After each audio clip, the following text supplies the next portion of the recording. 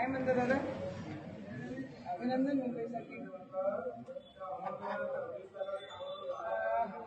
दादा एक कशा होता पुण्याचा ना पीएमसी ज्युनियर इंजिनिअरिंग सिव्हिलची जी परीक्षा होत्या ते काय एकदा कमिशनर साहेबांसोबत बोलत होते आणि आमचे पब्लिक मॅडम हे माझे अमरावतीचेच कलेक्टर होते त्याला तिथे ॲडिशनल म्हणून आहे.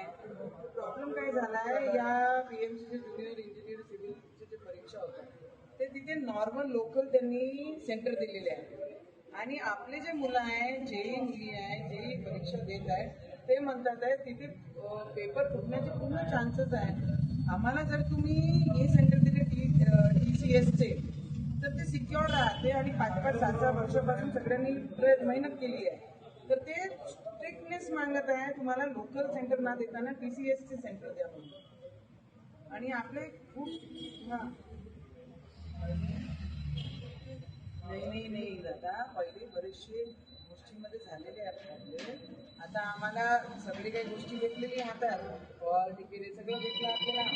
प्रॉब्लेम असा आहे जर विद्यार्थी एक्झाम देणारे जर म्हणतात तुम्ही सिक्युअर ठिकाणी आम्हाला एक्झाम घेऊ द्या तर मग आपण दिलं पाहिजे ना. कारण पुण्यामध्ये आंदोलन मुलं करताय आमच्याकडे येत आहे कराड साहेबांकडे गेले मग तिकडचे लोक जे आपले मिनिस्टर आहे त्यांच्याकडे गेले सगळ्यांकडे चालले बिचारे.